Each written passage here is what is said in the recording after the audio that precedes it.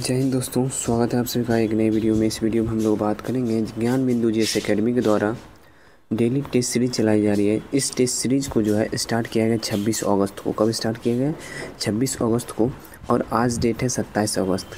तो 26 अगस्त के रात में इसका वीडियो यानी डिस्कशन करवाया जाता है, जिसकी वजह से रात में हम वीडियो दे नहीं सकते, इसलिए हम आप लोग को 27 अगस्त को वीडियो बना के दे रहे हैं। तो इसे फिर से हम लोग स्टार्ट करते हैं। अभी तक जो है हम लोग 90 वीडियो यानी 90 सेट जो है कवर कर चुके हैं अपने चैनल पे। कितने सेट?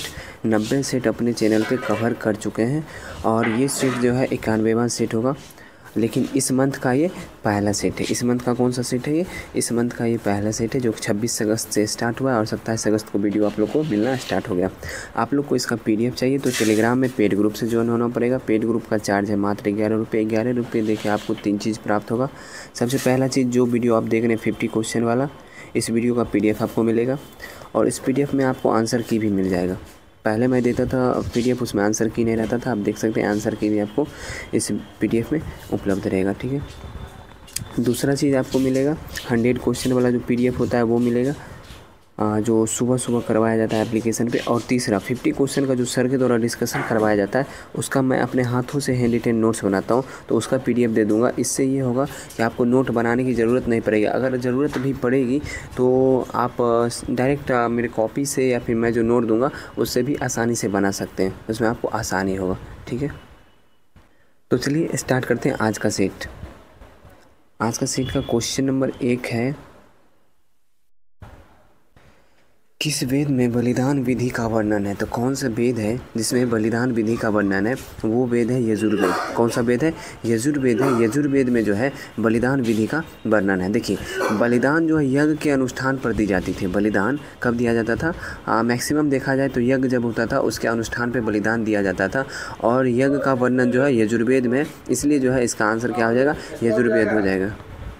और यजुर्वेद जो है गद्य एवं पद्य दोनों में है। ठीक है, नेक्स्ट क्वेश्चन की तरफ चलते हैं। और मैं आपको बता दूं कि जितना भी पॉइंट मैं वीडियो में बोलता हूं उसका 80% पॉइंट आपको नोट्स में लिखा हुआ मिल जाएगा, क्योंकि 20% पॉइंट जो है आज जब मैं वीडियो बना रहा हूं, इस समय माइंड में आता है तो मैं बोल देता हूं, तो वो पॉइंट आपको लिखा हुआ नहीं मिलेगा। और कुछ हल्का हल्का पॉइंट होता है वो भी लिखा हुआ नहीं मिलता है। नेक्स्ट है, कौन एकमात्र हड़प्पाकालीन स्थल था जिसका निचला शहर भी किले से घिरा हुआ था? तो कौन सा एकमात्र हड़प्पाकालीन स्थल था जिसका निचला शहर जो है किले से घिरा हुआ था? वो था कालीबंगा। कौन सा था?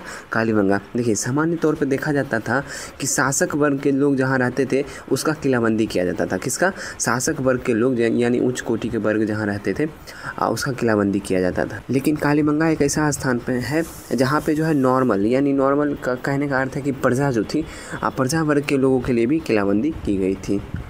और कालीबंगा जो है वो घग्गर नदी के तट पे है। किस नदी के तट पे? घग्गर नदी के तट पे, राजस्थान में है।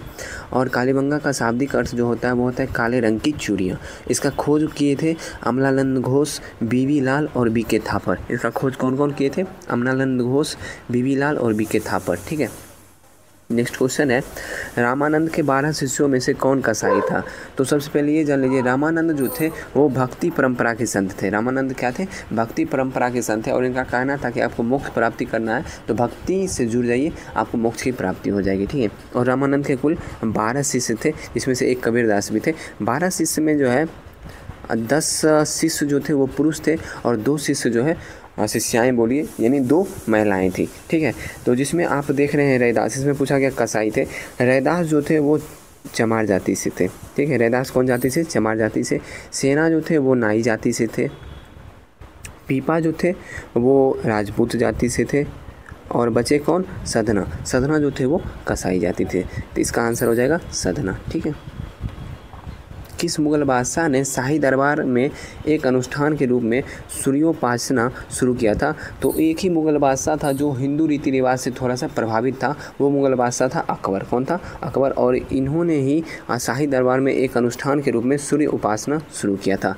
और आपको मैं बता दूं कि वैसे देखा जाए तो सूर्य की पूजा मुस्लिम के द्वारा नहीं किया जाता है, लेकिन हिंदू धर्म में सूर्य एवं चंद्रमा दोनों की पूजा की जाती है। सूर्य की पूजा आप लोग देखते होंगे, छठ पूजा जो होता है उसमें सूर्य का ही पूजा होता है, और चंद्रमा की पूजा जो करवा चौथ होता है जिसमें महिलाएं लोग करती हैं उसमें चंद्रमा की पूजा होता है। नेक्स्ट है, 1857 ईस्वी की क्रांति में भाग लेने वाला किस क्रांतिकारी का काठमांडू के जामा मस्जिद में दफनाया गया था? देखिए 1857 की क्रांति में जब दबने वाला था, मतलब ख़त्म होने वाला था, उस समय बेगम हजरत महल और नाना साहब ये दोनों जो है भाग के चले गए थे। कहाँ? नेपाल चले गए थे। ठीक है, ये दोनों भाग के नेपाल चले गए थे और नेपाल में ही जो है बेगम हजरत महल की मृत्यु हो गई और उन्हें जो है जामा मस्जिद में दफनाया गया। तो इसका आंसर हो जाएगा बेगम हजरत महल। बेगम हजरत महल कहाँ से 1857 क्रांति में नेतृत्व कर रही थी? तो लखनऊ से। कहाँ से? लखनऊ से। ठीक है, नेक्स्ट, अलीपुर षड्यंत्र केस में सरकारी गवाह कौन बना था? देखिए अलीपुर षड्यंत्र केस के संबंधित थोड़ा सा जानकारी दे दूं कि अलीपुर षड्यंत्र केस किस चीज़ से संबंधित था। ये संबंधित था अवैध हथियार रखने के संबंध में। किससे था? अवैध, मतलब केस ये दर्ज करवाया गया था कि वहाँ की जो कुछ लोग हैं वो अवैध हथियार रखते हैं। इसमें लगभग 18 लोगों को गिरफ्तार किया गया था, जिसमें 18 लोगों में जो है एक लोग जो थे वो डर से बोलिए या फिर जिस चीज़ से बोलिए, धमकी से बोलिए, वो जो है अलीपुर षड्यंत्र केस में सरकारी गवाह बन गए थे। ठीक है, सरकारी गवाह बनने का मतलब ये है कि गवाह बन के बोल दिए कि हाँ ये व्यक्ति जो है वो हथियार यानी अवैध हथियार रखते थे। और वो व्यक्ति कौन थे? नरेंद्र नाथ गोसाई। नरेंद्र नाथ गोसाई जो है सरकारी गवाह बन गए थे और इसी गुस्से में जेल में ही सत्येंद्र नाथ घोष ने नरेंद्र नाथ गोसाई को मार दिया था, उसकी हत्या कर दिया था। कौन? सत्येंद्र नाथ घोष। ठीक है, और अलीपुर षड्यंत्र केस जो है ये कब हुआ है? 1908 में। चलिए अब ऑप्शन की तरफ थोड़ा सा बढ़ते हैं। थोड़ा मतलब कहीं तो रोचक है इसलिए मैं बता दे रहा हूँ और इम्पॉर्टेंट भी है इसलिए मैं ऑप्शन पे जा रहा हूँ। सबसे यहाँ पे फर्स्ट ऑप्शन में आप देख रहे होंगे वीरभद्र तिवारी। वीरभद्र तिवारी ही वो व्यक्ति हैं जो चंद्रशेखर आज़ाद के बारे में सूचना दिए थे कि चंद्रशेखर आज़ाद वर्तमान में इस स्थान पे है और अंग्रेज़ों द्वारा अगली कार्रवाई की गई थी वो आप लोग जानते ही हैं। ठीक है, तो ये वीरभद्र तिवारी थे। दूसरा आ जाइए फणीश्वर नाथ घोष। फणीश्वर नाथ घोष वो व्यक्ति थे जिन्होंने भगत सिंह के खिलाफ मुखबिरी की थी, यानी भगत सिंह कहाँ हैं, क्या कर रहे हैं, इसके खिलाफ मुखबिरी कौन किया था? फणींद्र नाथ घोष। और ये नरेंद्र नाथ गोसाई मैंने बता ही दिया, सरकारी गवाह बन गए थे। और चौथा है कर्ण डफ। कौन है? कर्ण डफ। खुदीराम बोस को फांसी की सज़ा सुनाने वाला जज जो था वो कर्ण डफ था। खुदीराम बोस को फांसी की सज़ा सुनाने वाला जज कर्ण डफ था। ठीक है, चलिए आगे बढ़ते हैं। यूनेस्को द्वारा घोषित विश्व का पहला अंतर्राष्ट्रीय नगर कौन था? तो यूनेस्को द्वारा घोषित विश्व का पहला अंतर्राष्ट्रीय नगर था अराविले। कौन था? अराविले। अराविले कहाँ पड़ता है? पुडुचेरी में पड़ता है। अराविले कहाँ पड़ता है? पुडुचेरी में पड़ता है। ठीक है, नेक्स्ट है लक्षद्वीप समूह के सभी द्वीपों पर मलयालम भाषा बोली जाती है, लेकिन अपवाद स्वरूप लक्षद्वीप का एकमात्र द्वीप कौन सा है जहां महल भाषा बोली जाती है? तो महल भाषा बोली जाती है मिनिकॉय द्वीप पर। कहाँ? मिनिकॉय द्वीप पर। देखिए ओरिजिनल रूप से देखा जाए तो महल भाषा मालदीव में बोला जाता है। कहाँ बोला जाता है? मालदीव में। लेकिन मालदीव से सटा हुआ यानी मिनिकॉय के दक्षिणी भाग में मालदीव पड़ता है, तो मालदीव से कुछ दूरी पर मिनिकॉय है, जिसकी वजह से इसका प्रभाव जो है मिनिकॉय भी पड़ा है और मिनिकॉय में भी महल भाषा बोली जाती है। महल भाषा देवही लिपि अगर पूछा जाए तो देवही लिपि। ब्रह्मपुत्र नदी की भारत में लंबाई कितनी किलोमीटर है? तो ब्रह्मपुत्र नदी की भारत में लंबाई है 916 किलोमीटर। कितना है? 916 किलोमीटर है भारत में। लेकिन अच्छा, इससे पहले जानने वाली बात है वो जान लीजिए।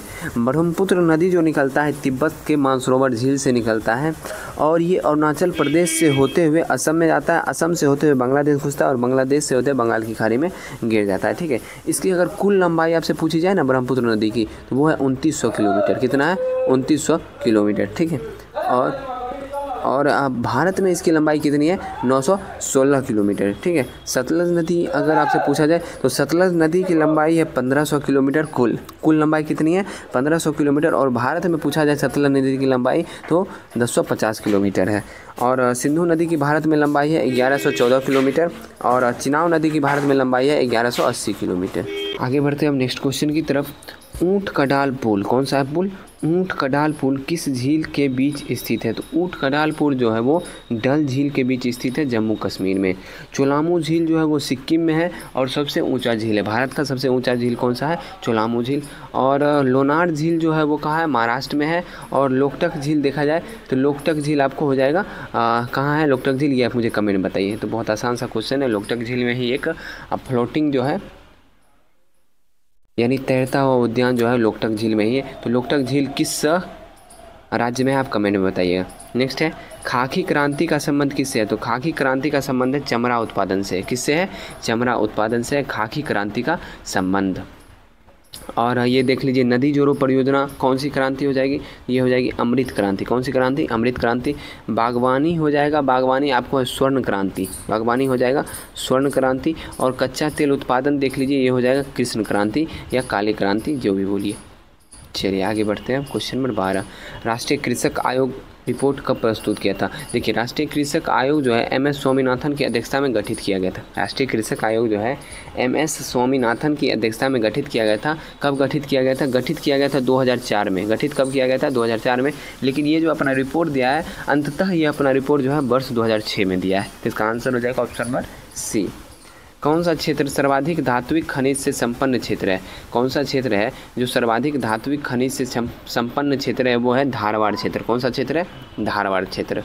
हीरा के लिए प्रसिद्ध मझगांव खान किस राज्य में स्थित है? तो हीरा के लिए प्रसिद्ध मझगांव खान जो आप वैसे जान लीजिए, हीरा के लिए जो प्रसिद्ध है मध्य प्रदेश का पन्ना है, और मध्य प्रदेश के पन्ना के क्षेत्र में ही जो है मझगांव खान उपलब्ध है। तो इसका आंसर हो जाएगा मध्य प्रदेश। नेक्स्ट है काकस क्या है? काकस ऑप्शन पढ़ लीजिए, किसी राजनीतिक दल के प्रमुख सदस्यों की बैठक को हाँ, इसे ही काकस कहा जाता है। किसी राजनीतिक दल के प्रमुख सदस्यों की बैठक को काकस कहा जाता है। ठीक है। और दूसरा ऑप्शन भी इम्पोर्टेंट है, इसलिए मैं बता देता हूँ।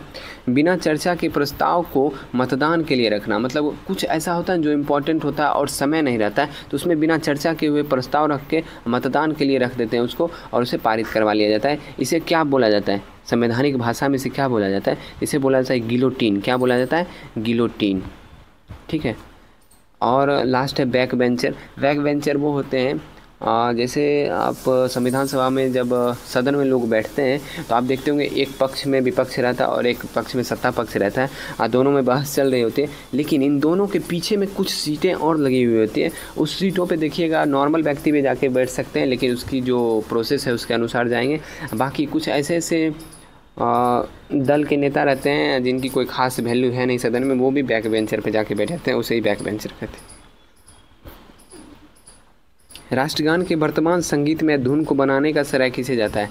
तो राष्ट्रगान के धुन को बनाने का श्रेय जो है राम सिंह ठाकुर को जाता है। राष्ट्रगान का श्रेय जो है रविन्द्रनाथ टैगोर को जाता है।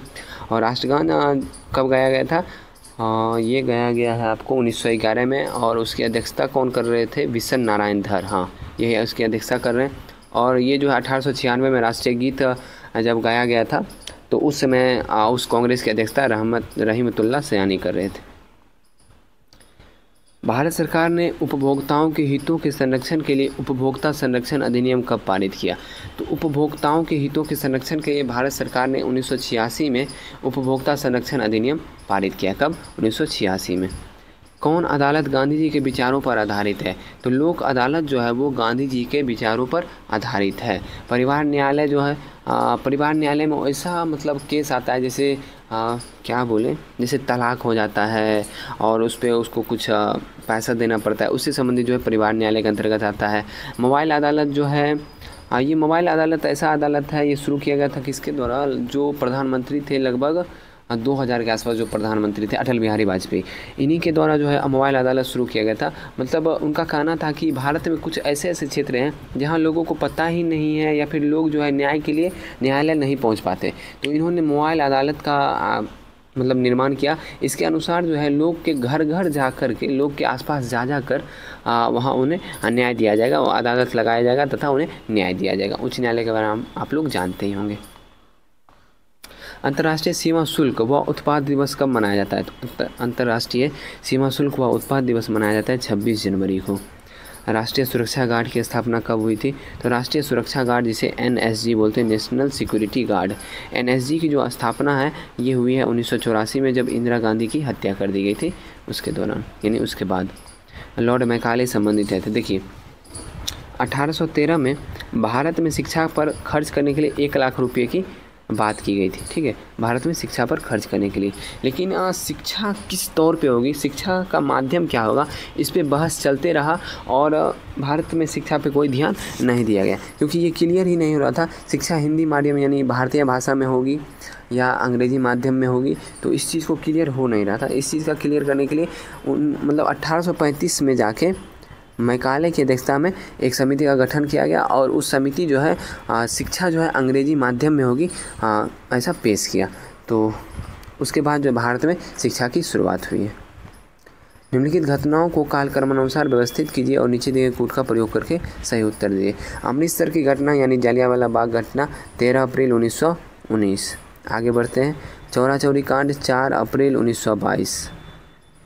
नेक्स्ट है चंपारण, ये हो जाएगा आपका 1920।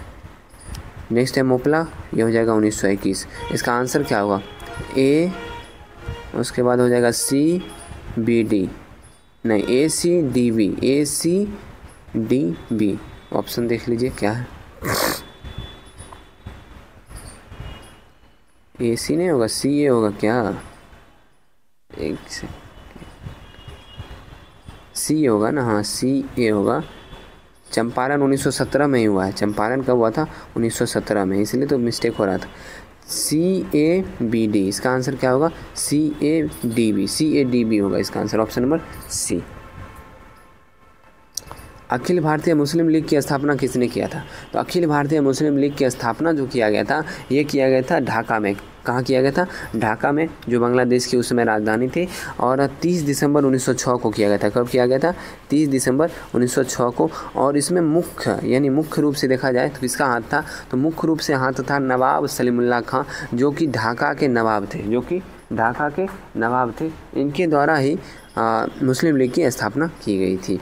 सुभाष चंद्र बोस के त्यागपत्र देने के बाद किसे भारतीय राष्ट्रीय कांग्रेस का अध्यक्ष चुना गया। तो सुभाष चंद्र बोस का त्यागपत्र देने के बाद भारतीय राष्ट्रीय कांग्रेस का अध्यक्ष जो चुना गया था, राजेंद्र प्रसाद को। किसे चुना गया था, राजेंद्र प्रसाद को चुना गया था। सुभाष चंद्र बोस जो है वो 2 बार अध्यक्षता किए थे, एक बार 1938 में हरिपुरा अधिवेशन और दूसरा जो है 1939 में त्रिपुरी अधिवेशन। 1939 त्रिपुरी अधिवेशन के बाद उन्होंने जो है इस्तीफा दे दिया, यानी त्यागपत्र दे दिया। त्यागपत्र इसलिए दे दिए क्योंकि वो चाहते थे कि उनकी जो कार्यकारिणी सभा थी उसका देखरेख जो है महात्मा गांधी करे, लेकिन महात्मा गांधी जो है इस चीज़ को करने से इनकार कर दिए थे। तो जिसकी वजह से सुभाष चंद्र बोस भी त्यागपत्र दे दिए थे।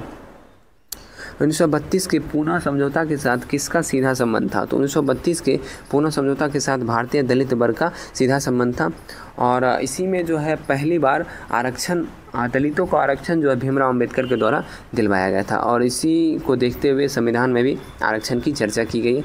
बाकी अभी देख ही रहे हैं कुछ माहौल गड़बड़ चल रहा है आरक्षण से संबंधित, तो वो उस पर हम लोग कोई बात करके कुछ कर भी नहीं सकते हैं। वो सुप्रीम कोर्ट के हाथ में है प्लस जो है सरकार के हाथ में, तो हम लोग इस पर कोई टिप्पणी करना चाहते नहीं हैं। यहाँ क्वेश्चन है, यहाँ यानी भारत में एक क्रांति होने जा रही है और हमें जल्दी से चले जाना चाहिए, यह किसने कहा था। तो यह कहा था सर स्टैफर्ड क्रिप्स ने। किसने कहा था, सर स्टैफर्ड क्रिप्स ने कहा था। क्योंकि जब क्रिप्स मिशन योजना आया था मार्च 1942 में, तो उस योजना में भारतीय लोगों और मुस्लिम लीगों का जो है अनुमान था कि इसमें आज़ादी की चर्चा की जाएगी, लेकिन उसमें कहीं भी आज़ादी की कोई चर्चा नहीं थी। तो जिसकी वजह से सभी जो है बहिष्कार करने लगे थे क्रिप्स मिशन का और उसी दौरान जो है स्टैफर्ड क्रिप्स को लगा कि अब ये जो है एक बहुत बड़ी क्रांति होगी, इसलिए यहाँ से हमें निकलना चाहिए। महात्मा गांधी द्वारा चलाया गया प्रथम जन आंदोलन कौन सा था। तो महात्मा गांधी द्वारा चलाया गया प्रथम जन आंदोलन था असहयोग आंदोलन, जो 1920 से लेकर 1922 तक चला था।